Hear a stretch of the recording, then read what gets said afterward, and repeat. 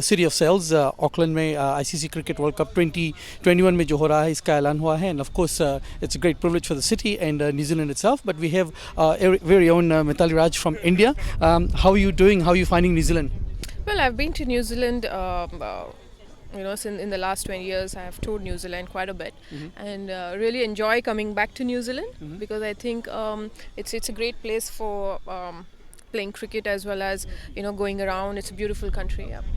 And overall, T20 level will be a little bit different than especially this launching in New Zealand. What do you think? Like how's the prospect for women cricket, and or how good will it do for going forward? Well, I think yes, T20 is different, but even the One Day World Cup is like a pinnacle of sort in the women's cricket, because we don't play test anymore, so it's the one days and the T20. And in the last few years, I think in the recent past, there is a lot of flourishment in terms of women's cricket around the world globally, and as well as back in India after the 2017 World Cup.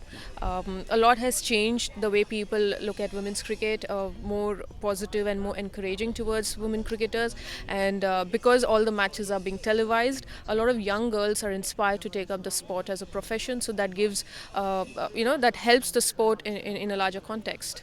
And what would you take away from the other T20 formats of watching the internationals like this? India's coming here, and of course the T20 World Cup in Australia. That will be also important, the men's one. So do you take away stuff from that you'd like to implement, or is it just? Well, I think we always look up to men's cricket because that's the benchmark. They set the benchmark, the standard. So we would love to get closer and closer to what the men's standard is. And the T20 definitely has inspired and has changed the one-day format, with the totals being scored around 300, and were able to chase in the last World Cup. So that definitely has helped in the promotion of the sport.